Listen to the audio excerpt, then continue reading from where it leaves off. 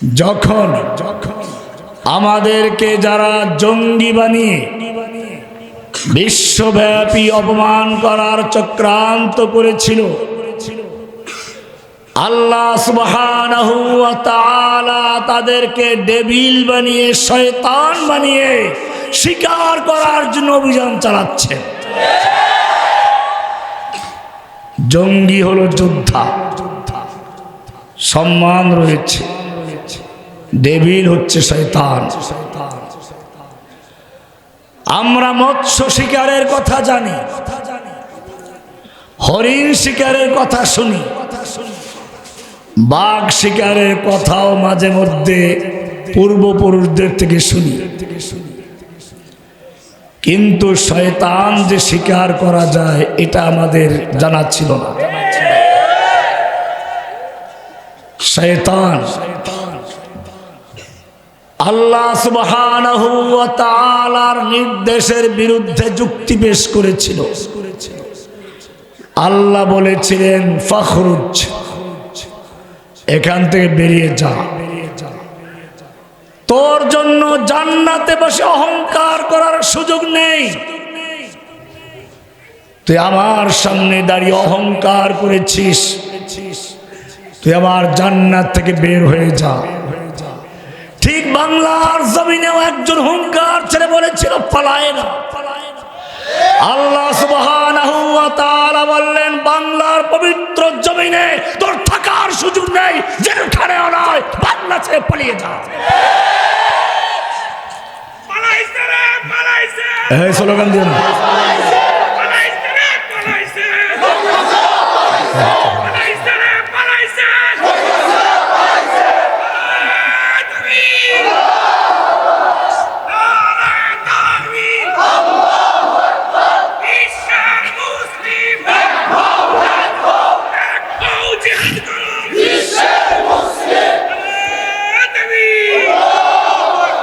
শয়তান এবারে বলল, ফাবিমা আগওয়াইতানি, তুমি যে আদমের কারণে আমাকে পদচ্যুত করেছো, জান্নাতে বের করে দিচ্ছ,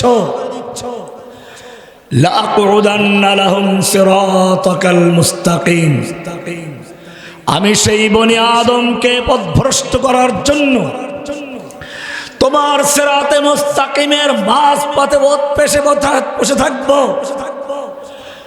সুম্মা লাআতিয়ান্নাহুম মিন বাইনি আইদিহিম ওয়া মিন খালফিহিম ওয়া আন আইমানিহিম ওয়া আন শামাইলিহিম, আমি তাদেরকে ডান দিক থেকে, বাম দিক থেকে, সামনে থেকে, পিছন দিক থেকে, চতুর্দিক থেকে আক্রমণ করব। আমাদের সেই পলাতক ডেভিল সেটাই করেছিল। এদেশ থেকে ইসলামকে নির্মূল করার জন্য প্রথমে তার বাপ তাদের দলের থেকে মুসলিম শব্দ বাদ দিয়ে, আওয়ামী মুসলিম লীগ থেকে মুসলিম শব্দ বাদ দিয়ে দলগতভাবে নিজেদেরকে মুরতাদ ঘোষণা করে গেছে। এরপরে বাংলাদেশ থেকে ইসলামকে বিতাড়িত করার জন্য প্রথমে ইসলামের কালচার, তাহজিব, তামাদ্দুনকে ধ্বংস করার জন্য ছায়ানট, উদীচী এবং ভারতের সকল হিন্দি সিনেমার সিরিয়ালগুলোকে বাংলাদেশে অবাধে চালু করে দেওয়া হয়েছিল। এরপরে ইসলামের সবচেয়ে প্রাণপ্রিয় ব্যক্তি আল্লাহর নবী মুহাম্মদুর রাসূলুল্লাহ সাল্লাল্লাহু আলাইহি ওয়াসাল্লামকে মুসলিম উম্মার অন্তরে বিতর্কিত করার জন্য, আল্লাহর নবীর ভালোবাসার পরিবর্তে ঘৃণা তৈরি করার জন্য শয়তানের বড় চক্রান্ত ছিল গণজাগরণ মঞ্চের নামে নাস্তিক মুরতাদদের এক জাগরণ তৈরি করা। কোরআন পরিষ্কার বলেছে, লাইন লাম ইয়ানতাহিল মুনাফিকুনা ওয়াল্লাযীনা ফী কুলুবিহিম মারাদ, হে নবী, যারা মুনাফিক এবং যাদের অন্তরে ইসলাম বিদ্বেষের রোগ আছে, কারণ এই রোগ সাধারণ, ওয়াল্লাযীনা ফী কুলুবিহিম মারাদ, এটা সাধারণ রোগ নয়। কারণ নিফাকের রোগ তো আগেই বলা হয়েছে মুনাফিকুন। প্রথমে শুরুই হচ্ছে সূরা আহজাব 33 নম্বর সূরার 60 নম্বর আয়াত পড়ছি। এখানে বলা হচ্ছে লা ইল্লাম ইয়ানতাহিল মুনাফিকুন, যদি মুনাফিকরা বিরত না থাকে। এরপরে আবার বলা হচ্ছে ওয়াল্লাযীনা ফী কুলুবিহিম মারাদ, যাদের অন্তরে রোগ রয়েছে। বোঝা গেল এটা নিফাকের রোগ নয়, নিফাকের রোগ আলাদা আলাদা উল্লেখ করা হয়েছে। এটা হচ্ছে ইসলাম বিদ্বেষের রোগ। যারা ইসলামের যা কিছু দেখলি তাদের গা আগুন জ্বলে, আল্লাহু আকবার স্লোগান যা দিয়ে আযান শুরু হয়, আল্লাহু আকবার ধ্বনি দিয়ে তাকবীরে তাহরিমা শুরু হয়, সেই আল্লাহু আকবারকে ধ্বংস করে বিলুপ্ত করে তার জায়গায় জয় বাংলা নামক নতুন স্লোগান তৈরি করা হয়েছে। খেজুর পর্যন্ত বরদাস্ত হয় নাই। রমজান মাস এলে খেজুরের মূল্য বৃদ্ধি করে দিয়ে তারপরে ডেভিল রায় দেশের জনগণকে, মুসলিমকে বলে খেজুরের পরিবর্তে বড়ই দিয়ে ইফতার করো। এটা সাধারণ বিষয় ছিল না। আল্লাহর নবীকে বিতর্কিত করার জন্য মুহাম্মদুর রাসূলুল্লাহর কালেমাকে বিলুপ্ত করে তার জায়গায় নতুন কালেমা জয় বঙ্গবন্ধুকে স্থাপন করা হয়েছিল। আল্লাহু আকবার স্লোগানকে বাতিল করে তার জায়গায় জয় বাংলাকে আইনগতভাবে স্থাপন করা হয়েছিল। উলামায়ে কেরামদেরকে বিতর্কিত করার জন্য এদেশের মানুষ আলেমদেরকে ভালোবাসে, আলেমদের কথায় জীবন দেয়। সেই আলেমদেরকে জনগণ থেকে বিচ্ছিন্ন করার জন্য শয়তান সেই লাআতিয়ান্নাহুম মিন বাইনি আইদিহিম ওয়া আন খালফিহিম, উলামায়ে কেরামদের কাউকে রাজাকার, কাউকে জঙ্গি, কাউকে দুর্নীতির মামলা দিয়ে এমনকি কাউকে ধর্ষক পর্যন্ত বানাবার চক্রান্ত করা হয়েছিল। এগুলো শয়তানের সেই হামলা, যেই হামলা শয়তান করবে বলে আল্লাহর সামনে অঙ্গীকার করেছিল। কিন্তু আল্লাহ সুবহানাহু ওয়া তাআলা বলেছেন ওয়ালা ইয়াহিকুল মাকরুস সাইয়্যু ইল্লা বিআহলিহি, যুগে যুগে যারা আল্লাহর সঙ্গে চক্রান্ত করেছে, দ্বীনের সঙ্গে চক্রান্ত করেছে, সেই চক্রান্ত তাদেরকে ঘিরে ধরেছে। কোরআন বলছে এত বড় শক্তি নিয়ে তারা মাঠে নেমেছিল। মা যানানতুম আইয়াখরুজু, সূরা হাশরের 2 নম্বর আয়াত বনু কুরাইজা ইহুদীদের সম্পর্কে নাজিল হয়েছিল। মা যানানতুম আইয়াখরুজু, তোমরা কল্পনাও করো নাই সে পালিয়ে যাবে। আইয়াখরুজু, দেশ ছেড়ে পালিয়ে যাবে, খুরুজ। মা যানানতুম আইয়াখরুজু, তোমরা কল্পনাও করতে পারো নাই সে দেশ ছেড়ে পালিয়ে যাবে।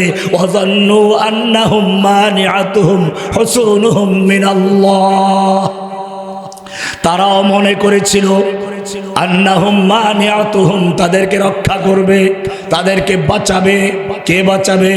হুসুনুহুম, তাদের দুর্গ সমূহ, দুর্গ ছাত্রলীগের দুর্গ, যুবলীগের দুর্গ, আওয়ামী লীগের দুর্গ, নাস্তিক লীগের দুর্গ, এরপরে শ্রমিক লীগের দুর্গ, ইসকন লীগের দুর্গ, মোদি লীগের দুর্গ। মানিআতুহুম হুসুনুহুম মিনাল্লাহ, তারা মনে করেছিল তাদের এই দুর্গ সমূহ তাদেরকে আল্লাহর পাকড়াও থেকে রক্ষা করবে, বাঁচাবে। ফাতাহুমুল্লাহু মিন হাইসু লাম ইয়াহতাসিবু, আল্লাহ বলছেন আল্লাহ তাদেরকে এমন ভাবে পাকড়াও করেছেন, এমন জায়গা থেকে ধরেছেন, লাম ইয়াহতাসিবু, যা তারা কল্পনাও করে নাই। তাদেরকে ছাত্রদল নিয়ে নয়, যুবদল দিয়ে নয়, বিএনপি দিয়ে নয়, জামাতকে দিয়ে নয়, এমন জায়গা থেকে পাকড়াও করেছে যেই বাচ্চারা ঠিকমতো হাফ প্যান্ট পরতে পারে না, ঠিকমতো প্যান্ট পরতে শিখে নাই, এখন পর্যন্ত যাদের নাক ধরে চাপ দিলে দুধ বের হয়, সেই সব বাচ্চাদেরকে দিয়ে আল্লাহ রাব্বুল আলামিনকে পাকড়াও করেছে। ফাতাহুল্লাহু মিন হাইসু লাম ইয়াহতাসিবু ওয়া কাযাফা ফি কুলুবিহিমুর রুব।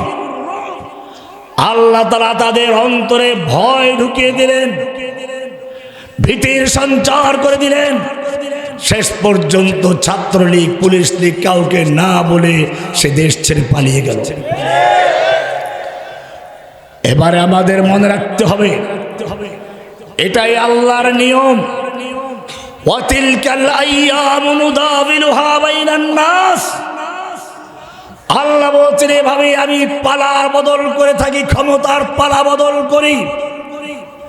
যাদের প্রতি অত্যাচার করা হয়, জুলুম নির্যাতন করা হয়, সূরা কসাস, কোরআন শরীফ আছে, সূরা কসাস শুরু থেকেই পড়বেন, সেখানে বলা আছে যুগে যুগে ফিরআউনরা নিজেদের ক্ষমতা পাকাপোক্ত করার জন্য তারা জনগণের ভিতরে বিভিন্ন দল তৈরি করে, ওয়াজআলা আহলাহা শিয়া, জনগণকে বিভিন্ন দলে বিভক্ত করে, জনগণের মধ্যে লাগিয়ে দেয় অমুকে কওমি, অমুকে দেওবন্দি, অমুকে বেরলভী, অমুকে আহলে হাদিস, অমুকে সালাফি, অমুকে হানাফি। এরপরে যা বানায় সেটা হচ্ছে বিভিন্ন দলে দলে লাগিয়ে দেয়, তাদের মধ্যে যুদ্ধ লাগায়। ওয়াজআলা আহলাহা শিয়া, এরপরে বলা হয়েছে ইয়াস্তাদঈফু তাইফাতাম মিনহুম। যুগে যুগে ফিরআউনরা একদল মানুষকে অত্যাচার করে, নির্যাতন করে, জুলুম করে, দুর্বল করে রাখে। এটাই হচ্ছে যুগে যুগে তাদের সেই চরিত্র, তাদের বৈশিষ্ট্য। এবারে আল্লাহ বলছেন শুনো, যারা অত্যাচারিত, যারা নির্যাতিত, যারা জুলুমের শিকার, তারা যদি অটল থাকতে পারে, তারা যদি সেই নির্যাতনের বিরুদ্ধে দাঁড়িয়ে যেতে পারে, আল্লাহ সুবহানাহু ওয়া তাআলা ওয়াদা করেছেন। সূরা কাসাসের ৫ নম্বর আয়াত থেকে শুরু হচ্ছে, ওয়া নুরিদু আন নামুন্না আলাল্লাযীনা ইসতুদঈফু ফিল আরদ وَنُرِيدُ أَن نَّمُنَّ عَلَى الَّذِينَ اسْتُضْعِفُوا فِي الْأَرْضِ। যাদেরকে জমিনে দুর্বল করে রাখা হয়েছিল, যাদেরকে অত্যাচার করা হয়েছে, যারা নির্যাতিত হয়েছে, এবারে আমি চাচ্ছি তাদের প্রতি অনুগ্রহ করতে।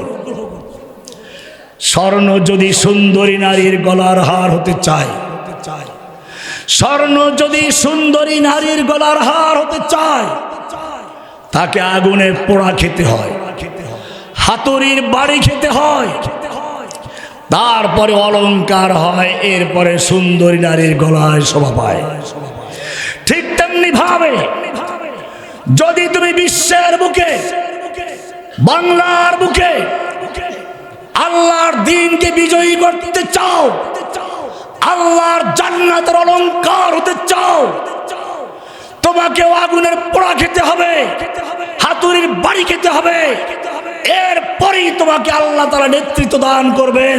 এই আয়াতটা পরিষ্কার বলছে, কোরআন বলছে ওয়াইদ বিতালা ইব্রাহিম রাব্বুহু বিকালিমাতিন ফাতাম্মাহুন্না। ইব্রাহিম আলাইহিস সালামকে আল্লাহ তাআলা পরীক্ষা করলেন, সন্তান না দিয়ে পরীক্ষা করলেন, সন্তান দিয়ে জবাই করার নির্দেশ দিয়ে পরীক্ষা করলেন, আগুনের সামনে দাঁড় করিয়ে তোমাকে পোড়া খেতে হবে। আগুনে পোড়া খেলেন। এবারে আল্লাহ তাআলা বললেন, ইব্রাহিম ইন্নী জাইলুকা লিন-নাসি ইমামা, তুমি আগুনের পোড়া খেয়ে পাশ করেছো, ফাতাম্মাহুন্না, আমার নির্দেশ পূর্ণ করেছো, ইন্নী জাইলুকা লিন-নাসি ইমামা, আমি তোমাকে জাতির ইমাম বানাবো, নেতা বানাবো। ইব্রাহিম আলাইহিস সালাম বললেন আমিন যুররিয়াতি, আমার সন্তানদের থেকেও। আল্লাহ বললেন না, পাইকারি বানাবো না। লা ইয়ানালু আহাদিজ জালিমিন, যারা আগুনের পোড়া খাবে না, হাতুড়ির বাড়ি খাবে না, নির্যাতন জুলুম সহ্য করে যারা পরীক্ষায় পাস না করবে, আমি তাদেরকে কখনো নেতৃত্ব দেব না। স্পষ্ট বিষয়। আমাদের প্রিয় নবী মুহাম্মদুর রাসূলুল্লাহ সাল্লাল্লাহু আলাইহি ওয়াসাল্লাম আল্লাহর কত প্রিয়, রাস্তা দিয়ে চলতে গেলে মেঘ এসে ছায়া দিচ্ছে। পেশাব করতে গেছেন, হাদিসের কিতাব খুলে দেখো, আড়াল করার কিছু নেই, দুটো খেজুর গাছ দৌড়ে এসে আড়াল করে দিয়েছে। আল্লাহর নবী পেশাব করে চলে গেছেন, খেজুর গাছগুলো আগের জায়গায় চলে গেছে। আল্লাহর নবী সাহাবায়ে কেরামদের নিয়ে বক্তব্য রাখছেন, পরামর্শ করছেন। কারো আওয়াজ নবীর আওয়াজের চেয়ে একটু বড় হয়ে গেছে, সঙ্গে সঙ্গে ওহী নাযিল হয়ে যাচ্ছে।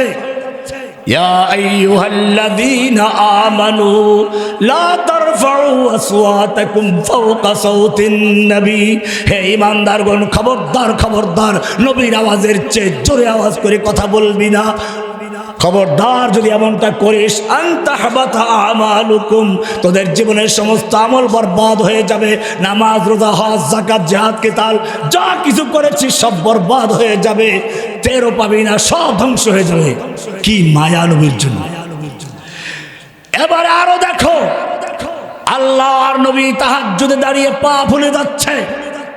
আল্লাহ বলছেন, মা আনজালনা আলাইকাল কুরআন লিতাশকা, আমি তোমাকে কষ্ট দেওয়ার জন্য কোরআন তোমার উপর নাযিল করিনি।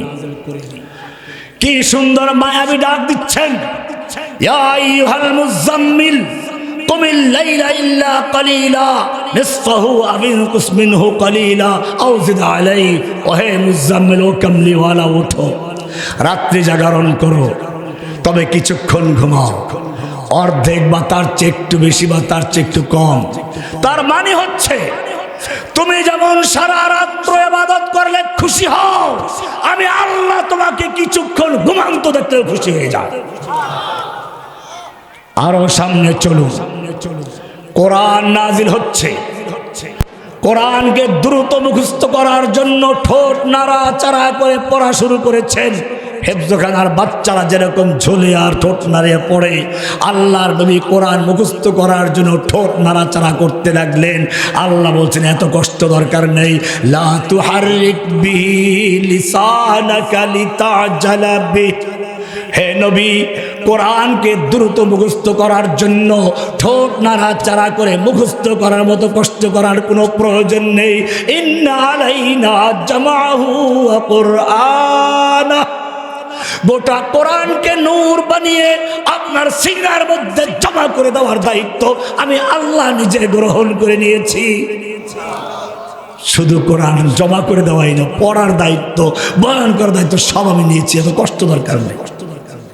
হে যুবক, আমি এবারে তোমাকে বলতে চাই, যেই নবীর প্রতি এত মায়া, সেই নবী উহুদের ময়দানে লোহার টুপি পরে, লোহার পোশাক পরে যুদ্ধের ময়দানে যুদ্ধ করছেন। এক কাফের এসে আল্লাহর নবীর মাথার উপরে এত জোরে আঘাত করলো, মাথার লোহার টুপি ভেঙ্গে গাল দিয়ে ঢুকে মারির দুইটা দাঁত পড়ে গেল।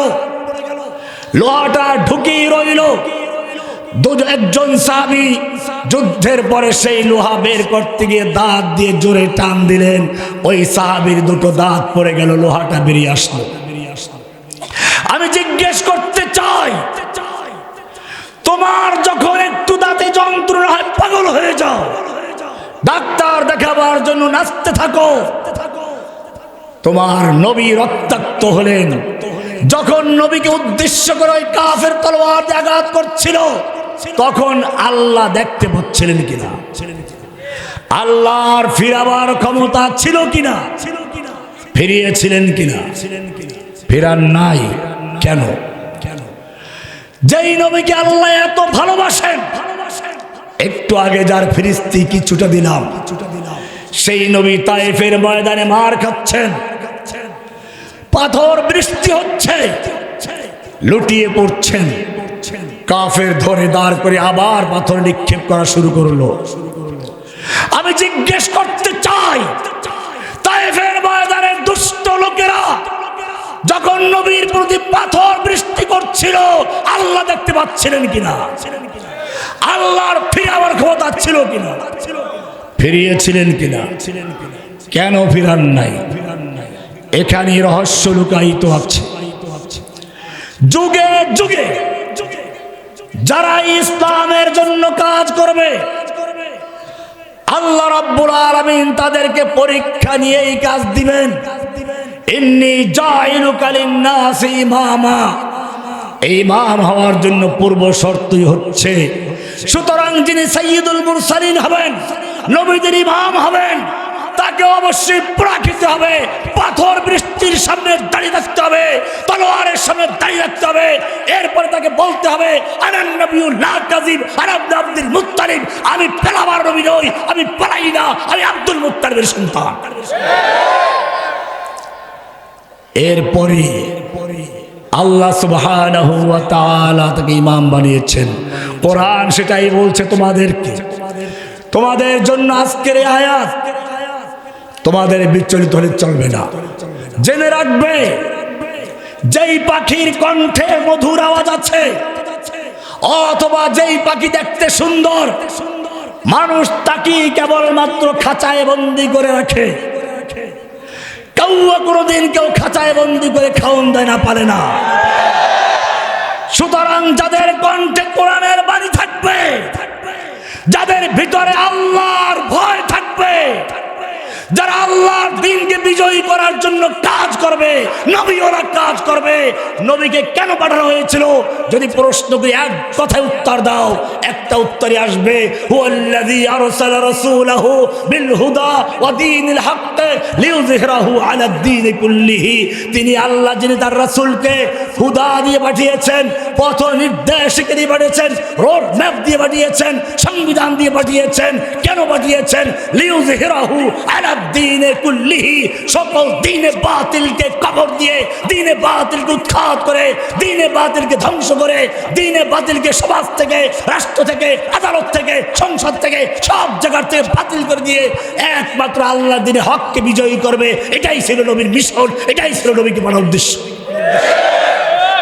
এই উদ্দেশ্য যারাই বাস্তবায়ন করতে যাবে, তাদেরকেই উহুদ বদরের পরীক্ষা দিতে হবে।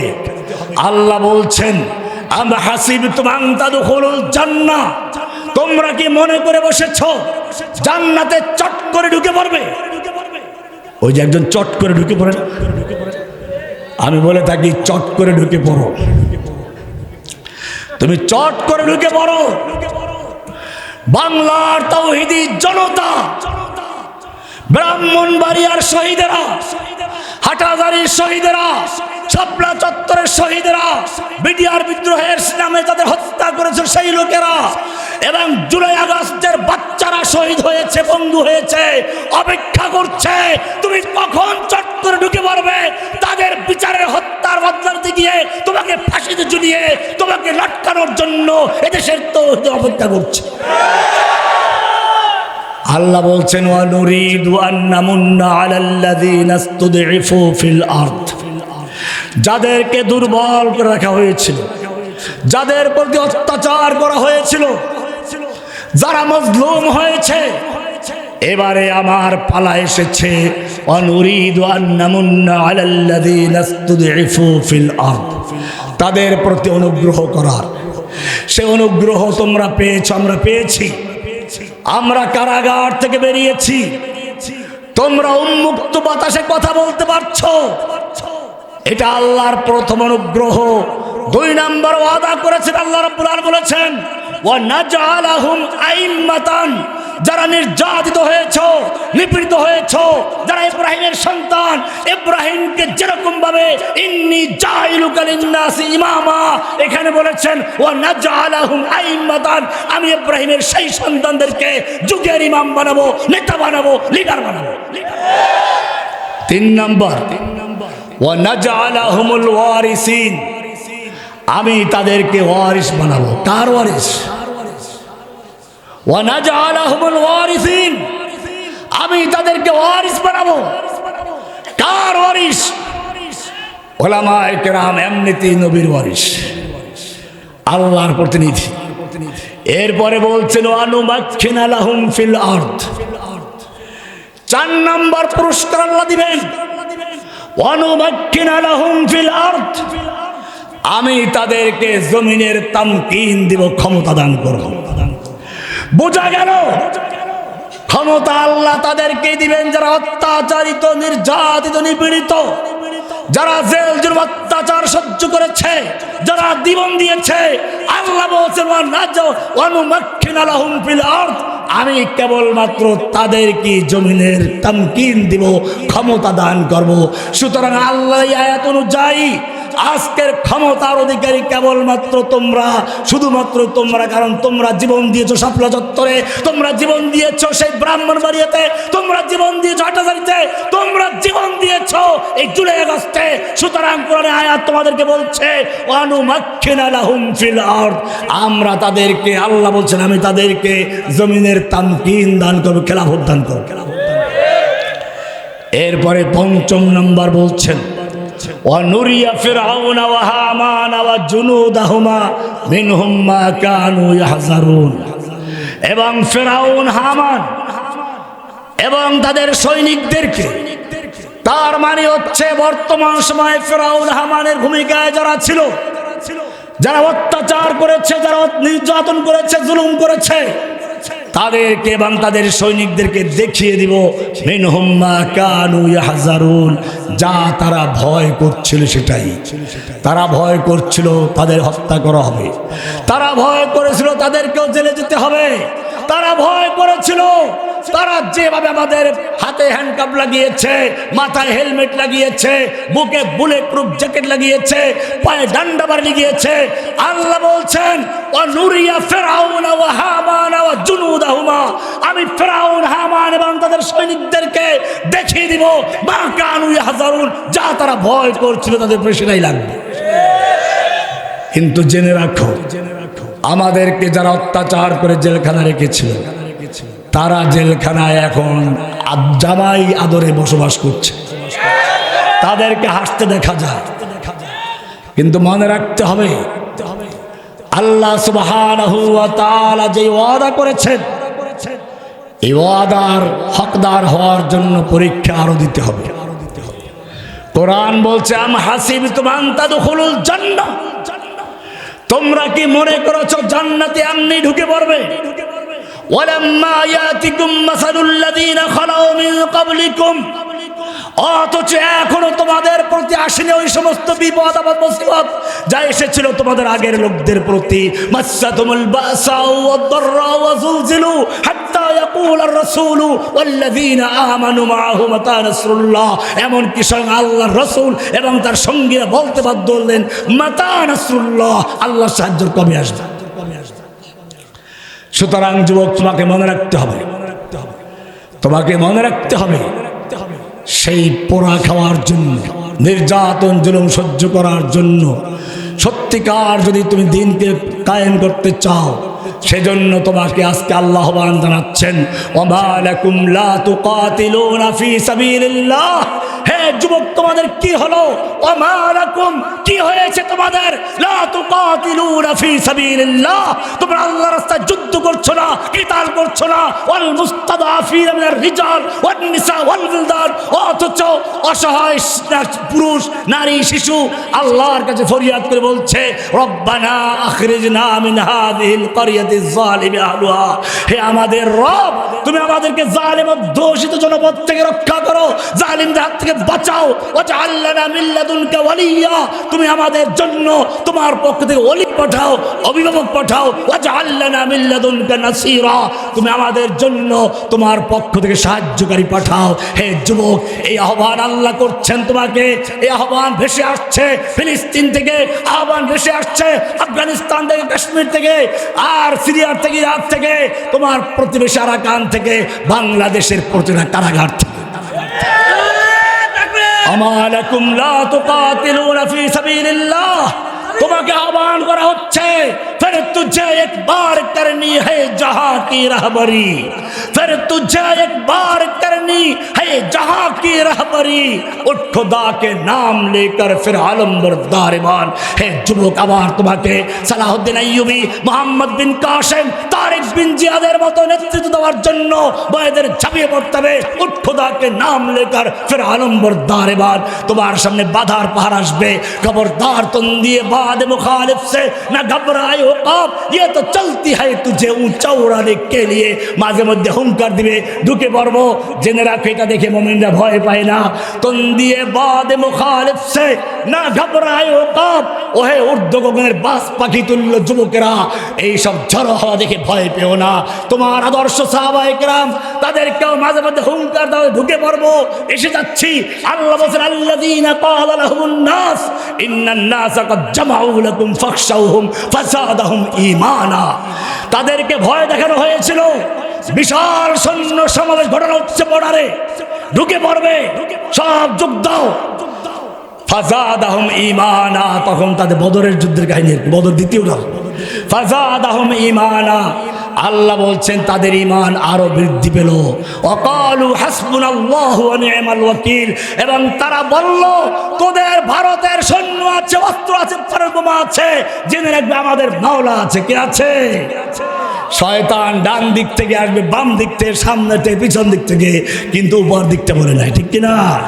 কারণ হচ্ছে যালিকা বিআন্নাল্লাহা মাওলাল্লাযীনা আমানু ওয়া আন্নাল কাফিরিনা লা মাওলা লাহুম। ওদের নরেন্দ্র মোদী আছে, ওদের ছাত্রলীগ, যুবলীগ আছে, পুলিশ লীগ আছে, ওদের ইসকন লীগ আছে। আল্লাহ বলেন যালিকা বিআন্নাল্লাহা মাওলাল্লাযীনা আমানু, মুমিনদের মাওলা আছে, ওদের মাওলা নেই। ওয়া আন্নাল কাফিরিনা লা মাওলা লাহুম, ওদের কোনো মাওলা নেই। মুমিনদের মাওলা কে? এইজন্য উপর দিক খোলা আছে। উপর দিক কি আছে? খোলা আছে। কাজে ভয় পেলে চলবে না। ইব্রাহিম আলাইহিস সালাম আগুনে পড়েছেন, সাহায্য করেছেন আগুনে পড়ার পরে না আগে? মূসাকে আল্লাহ সাহায্য করেছেন, সামনে দরিয়া, পিছনে ফেরার বাইরে আর যখন জায়গা নেই তখন। তার মানে হচ্ছে আল্লাহর সাহায্য শুরু হয় ঠিক তখন যখন বান্দার ক্ষমতা শেষ হয়ে যায়। मिस्ल कलीम हो अगर मारे का अज़मा कोई, आज भी आती है कोहे तूर से बंगला तखफ। কোনো ভয় নেই। যদি সেই মুসার মতো লাঠি নিয়ে आज भी जो कर इब्राहिम का ईमान पैदा, आग कर सकती है अंदाज गुलिस्तां पैदा। আজকে চতুর্দিকে একটা আওয়াজ শোনা যায়, কাদেনি হচ্ছে, খ্রিস্টান হচ্ছে। কেন হচ্ছে? বুখারী যারা পড়ে এবং যারা পড়াইছেন তাদেরকে আমি বলবো, শুরুর দিকে যে হেরাকেল যে 10 কতগুলো প্রশ্ন আছে, তার মধ্যে একটা প্রশ্ন আছে আবু সুফিয়ানকে সামনে বসাইয়া বাদশাহ হেরাকেল যে প্রশ্নগুলো করেছিল, তার মধ্যে একটা প্রশ্ন আছে ওয়াহাল ইয়ারতাদ্দু আহাদুন সুখতাতান লিদীনিহি বাদা আন ইয়াদখুলা ফীহি। ইসলামে কোনো ব্যক্তি, মুহাম্মদ সাল্লাল্লাহু আলাইহি ওয়াসাল্লামের দ্বীনে কোনো ব্যক্তি প্রবেশ করার পরে তার দ্বীনের প্রতি বিভাজন হয়ে কেউ দ্বীন ত্যাগ করে কিনা?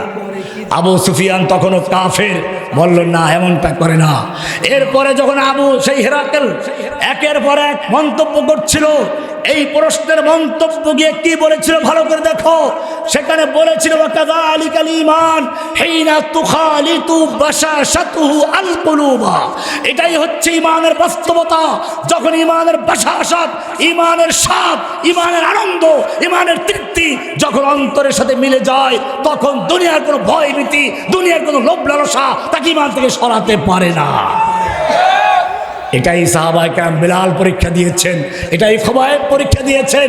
যুগে যুগে সেই পরীক্ষা তোমাকেও দিতে হবে। নসরুম মিনাল্লাহি ওয়া ফাতহুন করিব। सबक पर फिर सदाकत का, अदालत का, शजाअत का लिया जाएगा काम तुझसे, दुनिया की इमामत का। व आखिर दावाना अनिल हम्दुलिल्लाहि रब्बिल आलमीन। अस्सलामु अलैकुम व रहमतुल्लाहि व बरकातुहू।